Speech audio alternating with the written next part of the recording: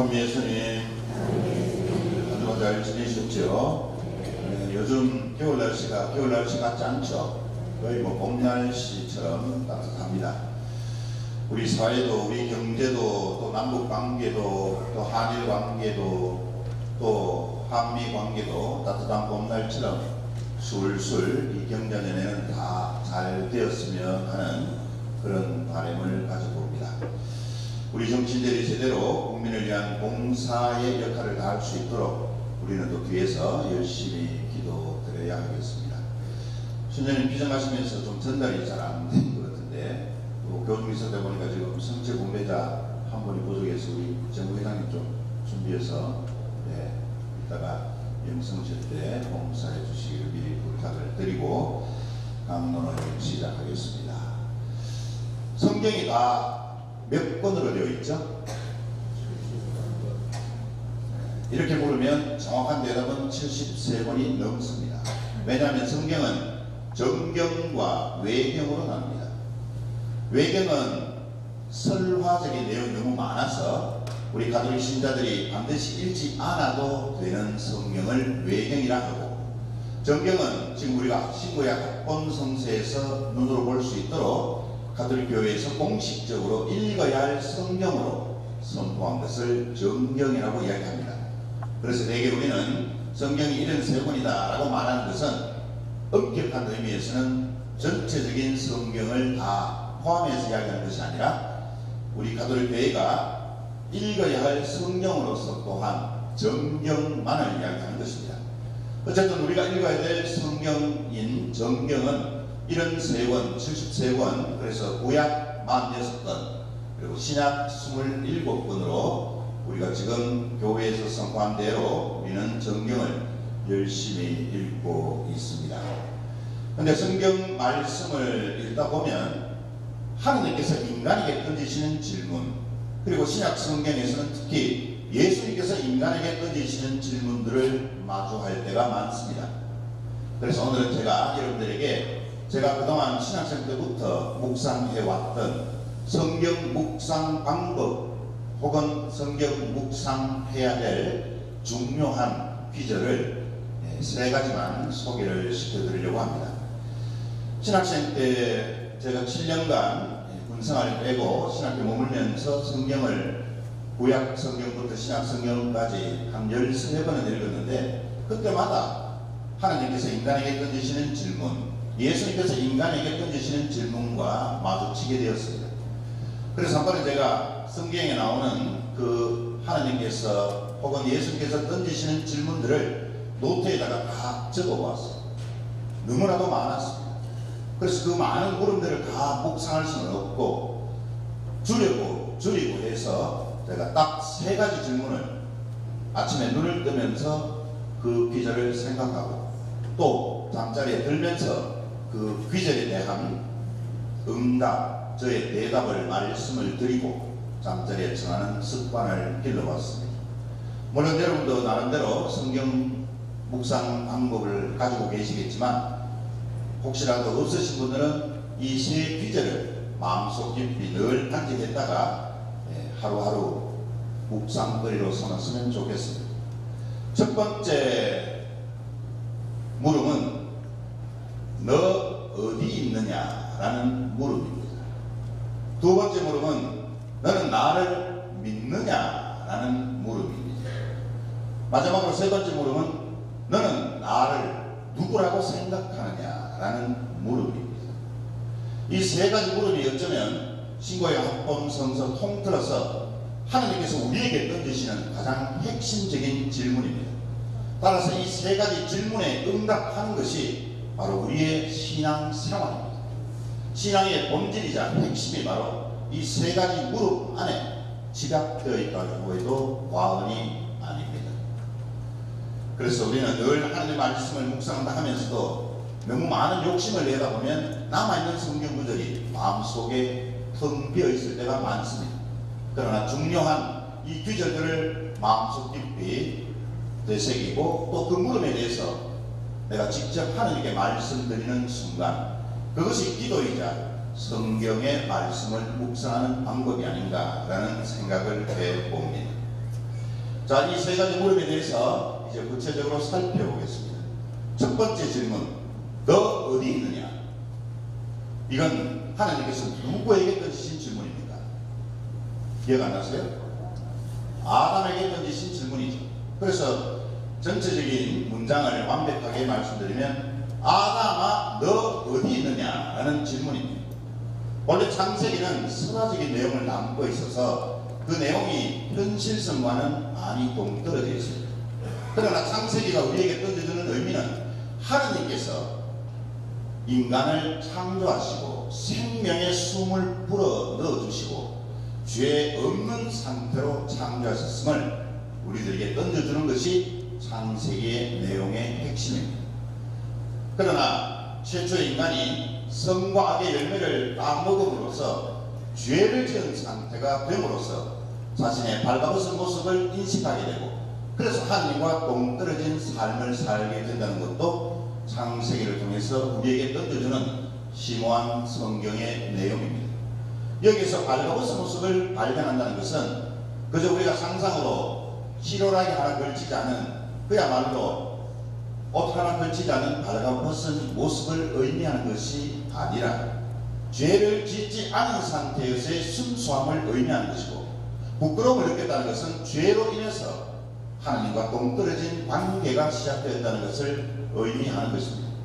어쨌든 아담아 너 있느냐? 라는 이 문장에서 아담이라는 것은 최초 인간의 이름이 아니고, 아담은 히브리어로 우리말로 직역하면 사람이라는 뜻입니다. 그래서 사람아 너 어디 있느냐? 라는 하나님께서 인간에게 던지시는 물음인 것입니다. 어떻게 보면 이 문장은 물음으로 끝나지만 하나님께서 인간을 애타게 찾으시는 목소리입니다. 죄를 짓고 부끄러워서 하나님 앞에 나서지 못하는 인간을 너무나도 애타게 찾으시는 하나님의 간절한 부르심입니다. 하나님께서 인간을 향해서 인간아 너 어디 있느냐? 라고 물으신 것은 화가 나서 그 죄에 대한 책임을 묻기 위해서, 나아가서는 벌을 주시기 위해서 그 물음을 던지신 것이 아니라 죄의 노예에서 해방시켜 주시기 위해서, 죄로부터 진정한 자유를 주시기 위해서 하나님께서는 죄진 인간들을 애절한 마음으로 부르시는 목소리인 것입니다. 그런데 인간은 죄를 지으면서 하나님께서 보시지 못하는 곳이라고 착각하면서 어둠에 묻혀 있습니다. 또다시 다른 죄를 지어도 하나님께서는 보실 거야 라는 착각 속에 하나님의 목소리에 응답하지 않고 더욱더 숨어버립니다. 한마디로 말해서 하나님과의 끊어진 관계를 회복시키려고 하지 않고 더더욱 그 관계를 어려움으로 더 단절된 곳으로 향하고 있는 것이 죄를 진 상태의 인간의 모습입니다. 따라서 우리는 너 어디 있느냐라는 하나님의 그 부르심, 그 목소리, 그 물음에 예 주님 저 여기 있습니다 라고 자신있게 응답할 수 있어야 하겠습니다. 좀 더 구체적으로는 주일에 미사에 나오지 않고 등산 가거나 놀러 가거나 대모임 나가거나 친구들 만나거나 주일 미사는 안 한 것 없이 하나님의 말씀을 듣기보다는 세상 일정에 오히려 더 중요함을 가지고 하나님을 외면하고 하나님과의 관계를 단절시켜버리면 하나님께서는 늘 우리 양심의 목소리로 당신의 음성을 들려주십니다. 너 지금 어디 있느냐? 있어야 할 곳과 있지 말아야 할 곳을 구분해서 우리는 하나님의 자녀로서 예 주님 저 여기 있습니다 라고 응답하는 것이 바로 신앙인의 도리일 것입니다. 두 번째 물음은 너는 나를 믿느냐? 라는 예수님의 물음입니다. 아시는 것과 같이 예수님께서는 수많은 병자들을 고쳐주시고 기적을 일으키셨습니다. 나병 환자를 비롯해서 안 못 보는 소경, 듣지 못하는 귀머거리, 또 말 못하는 엉어리, 심지어는 마비 들린 사람까지도 예수님께서는 은총을 통해서 그 사람의 병을 치유해 주시고 기적을 통해서 마음의 치유로 더불어 안겨주셨습니다. 그러나 예수님께서는 조건이 아닌 그 사람의 마음의 상태를 확인하십니다. 그래서 그 확인을 하신 다음에 당신께서는 늘 아낌없는 은총과 기적을 베풀어 주신 것입니다. 그 확인의 내용이 바로 믿음이었습니다. 너는 나를 믿느냐라는 질문에 많은 환자들이 혹은 마귀 들린 사람이 예 주님, 저는 주님이 그리스도이심을 믿습니다. 당신께서는 구세주 그리스도이심을 저는 믿습니다. 그리고 오늘 복음에서 세례자 요한이 고백한 대로 당신은 이 세상의 죄를 없애시는 하나님의 어린 양이십니다 라고 고백하는 사람에게 당신은 치유와 함께 기적의 은혜를 베풀어 주셨던 것입니다. 따라서 우리가 필요로 하는 은혜를 하나님께 구할 때 마찬가지로 하나님께서는 바로 우리 자신에게 묻습니다. 너는 나를 진정으로 믿느냐? 예수님의 이 목소리 또 하나님의 그 물음들은 지금 현재 나와는 상관없는 물음이 아니라 바로 지금 이 자리에서 내 자신에게 우리 각자에게 묻는 질문입니다. 너 지금 어디에 있느냐? 너는 나를 진정으로 믿느냐? 매 순간마다 하나님께서는 우리에게 물으십니다. 그 물음에 용기 있게 자신 있게 진실되게 응답을 드릴 때 그 응답은 이루어집니다. 왜냐하면 믿음은 불가능을 가능하게 하기 때문입니다. 따라서 우리가 의심 없이 하나님의 말씀을 전적으로 신뢰하고 따르고 또 확고한 믿음을 가지고 있는 상태에서는 굳이 우리가 입으로 말씀드리지 않아도 하나님께서는 나에게 필요한 은혜를 베푸십니다. 그러나 가식적으로 반신반의로 혹은 필요로 의해서 하나님을 이용하려는 그런 상태라면 하나님께서는 절대로 당신의 은총을 베풀어 주시지 않는다는 사실을 우리는 분명히 기억해야 할 것입니다.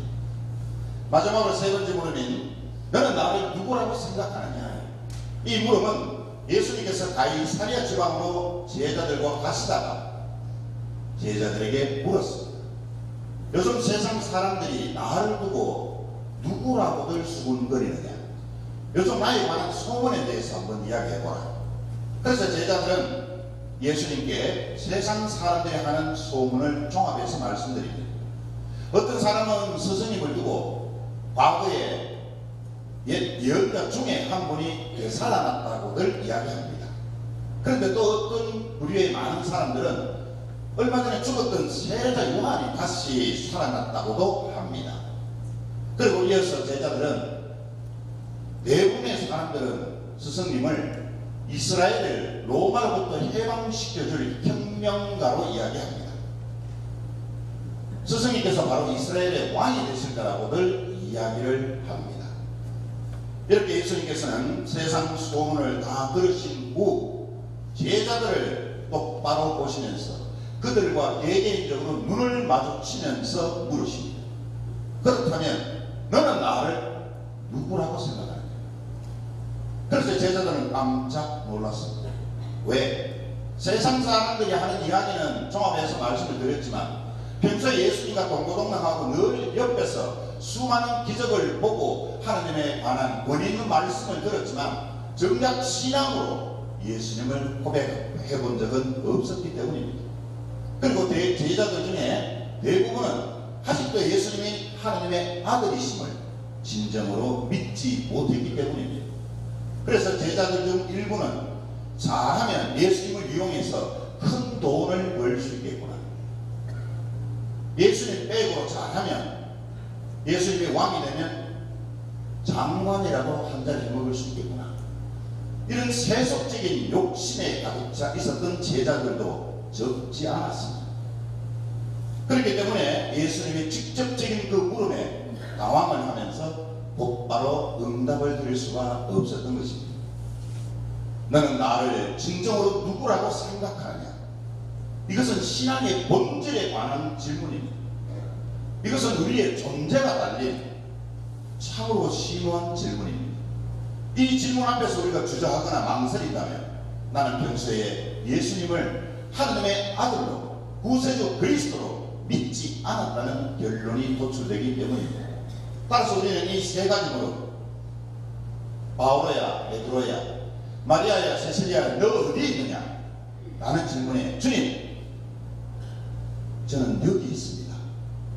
주님, 저를 찾으셨습니까? 주님의 종인 제가 응답드립니다. 저 여기 있습니다. 라는 말씀을 드릴 수 있어야 되겠습니다. 너는 나를 믿느냐? 주님, 저는 오로지 주님만을 믿습니다. 라는 신앙 고백을 언제 어디서나 할 수 있어야 하겠습니다. 너는 나를 진정 누구라고 생각하느냐? 주님께서는 하나님의 아들 그리스도이십니다. 라고 신앙 고백할 수 있어야 하겠습니다. 오늘 복음에서 세례 요한은 예수님을 두고 이렇게 증언합니다. 보라, 세상의 죄를 없애시는 하나님의 어린 양이시다. 이분이 바로 하나님의 아들님이시다. 바로 그리스도이심을 증언하는 말이었습니다. 그런데 왜 하필이면 하나님의 어린 양, 아뉴스데이라고 고백을 했을까? 그 당시에 이스라엘 사람들은 하나님께 제사를 드릴 때, 혹은 자신이 지은 죄가 많을 때 속죄의 제물로 어린 양을 잡아서 제단에 피를 뿌리고 공헌을 했기 때문입니다. 그러나 여기에서 말하는 세례요한의 하나님의 어린 양은 죽고 싶지 않은데 억지로 잡혀서 죽는 짐승의 어린 양을 상징하는 것이 아니라 바로 인간이 지은 모든 죄, 우리가 지은 모든 죄를 대신해서 당신께서 스스로 희생 제물이 되신 하나님의 아들을 지칭하는 말입니다. 예수님께서는 마지못해서 억지로 속죄의 제물로 바쳐진 것이 아니라 당신 스스로 인류를 구원하시기 위해서 인간을 대신해서 속죄의 희생 양이 되신 것입니다. 우리의 삶은, 우리의 신앙생활은 끊임없이 이 세 가지 질문에 대한 응답의 연속입니다. 이 물음에 대한 응답이 바로 하나님께 대한 내 신앙의 기준이 될 것입니다. 우리는 이미 세례 성사를 통해서 하나님의 자녀가 되었고, 그래서 우리는 예수님께서 구세주 그리스도이심을 이미 고백하고 하나님의 자녀가 된 사람들입니다. 따라서 우리는 언제, 어느 때, 어느 장소에 있든 이 세 가지 질문을 기억하면서 분명한 대답을 드릴 수 있어야 하겠습니다. 오늘 세례자 요한이 마지막 세 번째 질문인 너는 나를 누구라고 생각하느냐에 대한 가장 정확한, 가장 확실한 대답을 드렸듯이 우리도 예수님께서 물으실 때 거침없이 주님께서는 세상의 죄를 없애시는 하나님의 어린 양이십니다. 주님이야말로 하나님의 아드님이십니다. 라고 고백할 수 있어야 하겠습니다. 아울러 우리는 미사에 참여해서 성체를 명하기 전에 바로 이러한 주님의 세 가지 질문에 분명한 응답을 드리고 성체를 모실 수 있어야 하겠습니다. 다시 한번 우리에게 던지시는, 우리 각자에게 물으시는 주님의 그 물음을 마음속 깊이 되새겨 봅시다. 너 어디 있느냐? 너는 나를 믿느냐? 너는 나를 누구라고 생각하느냐? 아멘.